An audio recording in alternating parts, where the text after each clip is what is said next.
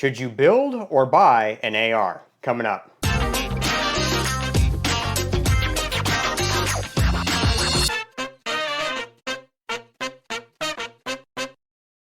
Hey, welcome to my channel. In this video, we're talking about whether you should build or buy an AR. This could apply to you if you're looking to get into your first AR or your 10th. And I've been wanting to do this video for a while to help some of you out there avoid making some of the same mistakes that I did. Right here, I am holding my first AR-15 purchase. So this started life as a 16-inch Smith & Wesson M&P 15. I bought it in 2012, and it was my very first AR-15 purchase, my first dabble into the AR-15 platform. So I didn't know anything about them at that point. I just knew I wanted one. So when it started life, it started with a 16-inch barrel, had the Smith & Wesson flash hider, which was pretty long. It had Magpul MOE furniture, so it had the MOE handguard, the one that locks into the spring barrel nut, and then the A2 flash hider. It had an MOE grip, and it had an MOE stock. Not a bad setup by any means. Definitely not bad for my first. But since 2012, we've had a lot of innovation in the AR-15 realm. So one of the first things I did was file a Form 1 so that I could SBR it and put an 11.5-inch barrel in it. But I didn't stop there. I just kept going. It's gone through quite a few different iterations, different handguards. I had a quad rail on here. It started out as DI. Then I went to an Adams Arms piston system because I am not a fan of the DI system. I prefer piston. I'm allowed to have my own opinion, and that is what I prefer. It keeps the crap out of the receiver, although it does put a lot more crap up here, and you will notice it shooting. One of my particular ones, I will get a round black circle on my hand from the gases coming out right here, but that's okay because it keeps it out of the action. And I don't clean my guns very often, and there's a lot of buildup from DI, and I just don't like it. Again, I'm allowed to have my own opinion. I prefer piston guns. So at one point I did have the Samson quad rail on here. Quad rails were popular for about half a minute until people realized they were just too big, too bulky, and unnecessary because you weren't mounting very much to the quad rails. So it was better just to add rails where you need them rather than having the entire thing be a big hunk of metal.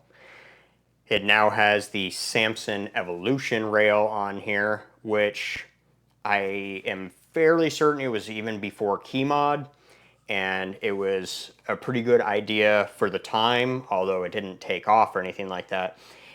It allows a lot of mounting options here on these slots using T-nuts, and that's how I have my light mounted over here. This is using impact weapons components. I direct mounted the vertical grip onto here as well to keep everything streamlined. It does have holes in here so you can mount different things to it, so I was just able to slap that right on there, just through the holes, and then using the M-lock screws on the inside. The rail is super lightweight and allows me to use the Adams Arms piston system. This is the older style that the whole thing is like a Picatinny section gas block. It is adjustable. It has off, suppressed, and normal.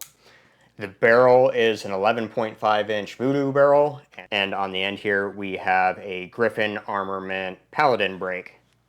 It's just a single port brake, about the size of an A2 flash hider. They no longer make these, but I really like this brake. I only have one of them, unfortunately, but I really do like this brake. It's a bit obnoxious if I were to be at a range, but I have a blast deflector as well as a suppressor that I can throw on here. But this is not my main squeeze, so I don't actually take this one out very often. Also on the receiver, we have a Streamlight Rail Mount 1.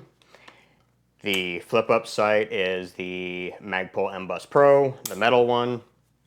And then moving back, the upper receiver is a side charging upper receiver. And I believe this is the Knight's Armament flip up rear sight. Red dot is the Romeo 4DR, so 4 dual reticle. SIG no longer makes this, which is unfortunate because this was my favorite red dot prisms. I like prisms a little bit more than red dots. Your eyesight doesn't get any better as it gets older, but as far as red dots go, this is my favorite red dot. SIG doesn't make the 4DR anymore. They only make like the 4 Tango, which is upwards of, think of like $500 or something like that. This one was significantly less, and it's kind of unfortunate that they don't make it anymore, especially since the 5 series dual reticle takes a AAA, so you can't use a whole bunch of aim point mounts like you can with this. It's unfortunate. I wish they would make that 5DR in it's the 5X, the Romeo 5 XDR.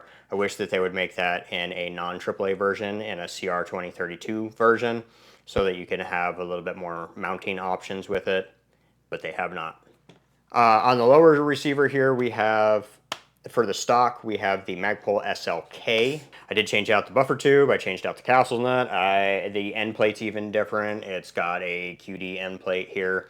It's the grip is different. It's got the SL grip on here, but I'm most likely going to go back to the K2. I like the K2s a little bit better, but the SL is not bad for my small hands, but I think I like the A2 better. Safety, because I like Ambi 45 safeties. We have the Noveski STS, I believe, with the Magpul levers. We got some extended takedown and pivot pins. We have the Hyperfire EDT trigger with some anti-walk screws. We have the PDQ bolt catch bolt release so that I can lock it back with my trigger finger and release it with my trigger finger. We have a Norgon Ambi magazine release. And the buffer is an Armaspec sound mitigation buffer. Also in here we have my DIY AccuWedge that I used with hot glue, and it actually works. I thought I would just try it out to see if it worked, because if it didn't, I can just pull it out of there, and it was something that I had, so it was free. I've tried AccuWedges. I don't like them. This upper and lower receiver set had a lot of wobble, probably the most wobble out of any of my rifles. So I tried that out because I'm a DIYer, so why not? So what am I getting at here? The only part on this rifle that is original to my original purchase is the lower receiver. Yes, I said that. Lower receiver. Every other part and spring has been changed out on this. Yeah, I learned the hard way what I like, what I prefer. I don't know if I'm allowed to say the price because YouTube is retarded, but I paid 1,200 burritos for the original M&P 15 and then changed absolutely every part out on it and ended up spending in the neighborhood of, I think, 3,400. So I spent 1,200 burritos on a lower receiver. If you know anything about lower receivers, if you've looked at them at all, they are not that much. A nice one is going to run you in the 250 burrito range. That was a big mistake on my part and something that I had to learn the hard way. I learned what I like, what I didn't like, and so after that, I'm like, I am building every rifle from now on. I will never buy an AR off the shelf again. Now that is an extreme example of one of my builds that I changed everything but the lower receiver. Here's another example. This is a Diamondback DBX 5.7, and I have changed just a few parts out on this. I changed the trigger to a Hyperfire EDT2. This is a trigger that I had, so I put it in here because the trigger that came in this honestly was not great. It was pretty gritty and pretty stiff. I also put some anti-walk screws in here, and I put an ArmaSpec short throw ambi safety. So that's a little bit less extreme, but because I like ambi stuff, I put the ambi safety in here, and I like short throw ambi safeties. So that's a little less extreme, but still parts that I had to change out. Now I'd rather them put cheap parts in here and have me change them out to stuff that I like, rather than put expensive parts in here making the gun more expensive and then me not liking them and wanting to change them anyway. So there's that. Now, because of the uniqueness of this firearm, this isn't something that you're going to be building from the ground up, but it is another example. Here's another one. This is my Ruger S-FAR. I bought this off the wall because obviously we can't build these, at least currently. You can build AR-10s and what is it, I don't know what the SR-25s? I'm not positive. AR-10s, LR-308s, whatever they're called. This is a small frame 308. So it's more like the size and weight of an AR-15, but it's chambered in 308. But I promptly changed out the takedown and pivot pins to oversized ones. I put the ambi safety in here, ArmaSpec ambi short throw safety. I did the Elfman anti-walk pins because there was some movement in the pins for the trigger that I was kind of concerned about, and that will solve the issue and keep those pins from moving around, making those holes bigger.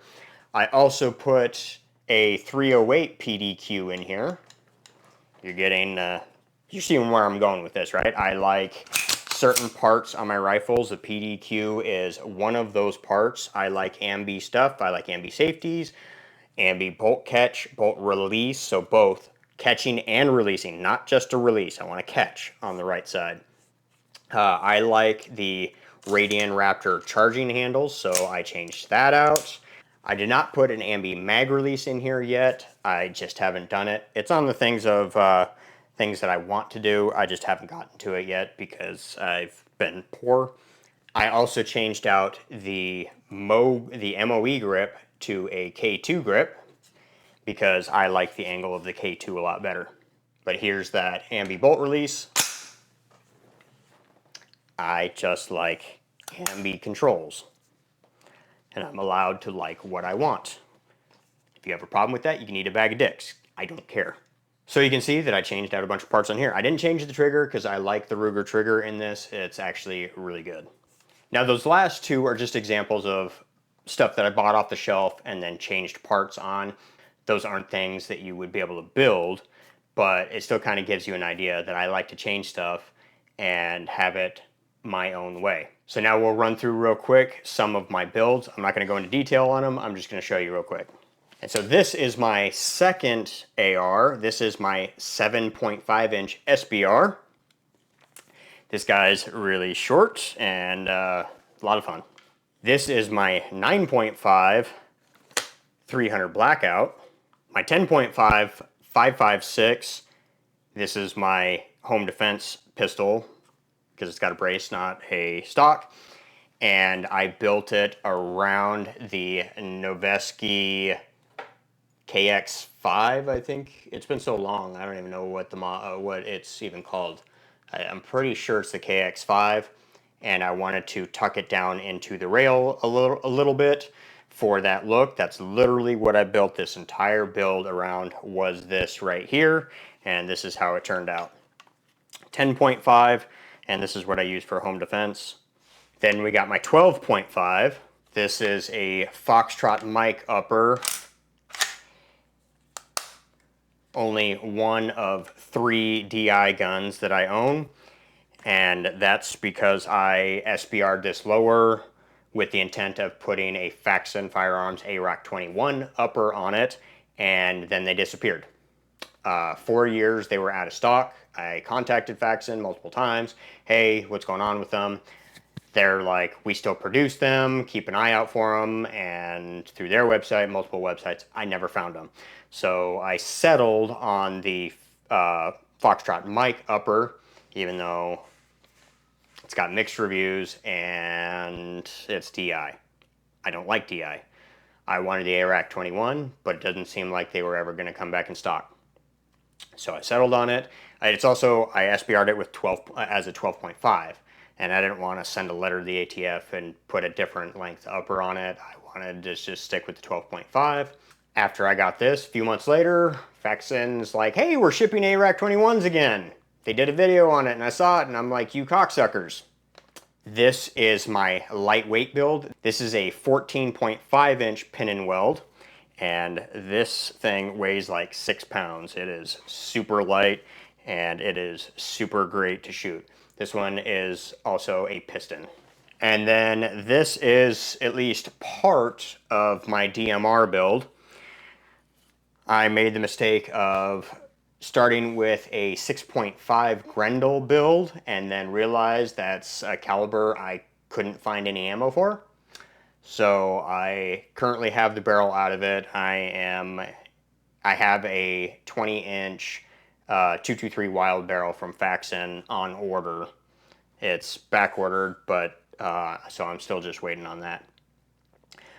So I'm changing over to a 223 Wild instead of the 6.5 Grendel so that I can actually get ammo for it.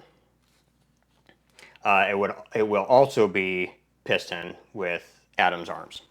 Now, I did mention that I do not like direct impingement, but I do own 3 rifles that are direct impingement. I said the Foxtrot Mike is direct impingement, the Ruger S-Far is direct impingement, and the Orange 10.5, that is also direct impingement. I was doing more of a budget build, and the piston system is more expensive than direct impingement. So that's the third one. So because I changed everything out and I liked building stuff my own, that way I could put my own parts in it, the stuff that I wanted, and have it the way I wanted. Up until recently, that's why I've always thought it was better just to build from scratch rather than buy something off from the shelf and then change things. Now recently, my opinion on that has changed, and in the next video, I'm going to tell you why. And if you do want to see separate videos of any of those rifles or pistols, leave a comment below of which one you want to see, and I will make detailed videos on whatever you want to see, and just focusing on the one rifle or pistol. But that's it for this video, and we'll catch you on the next project. See ya.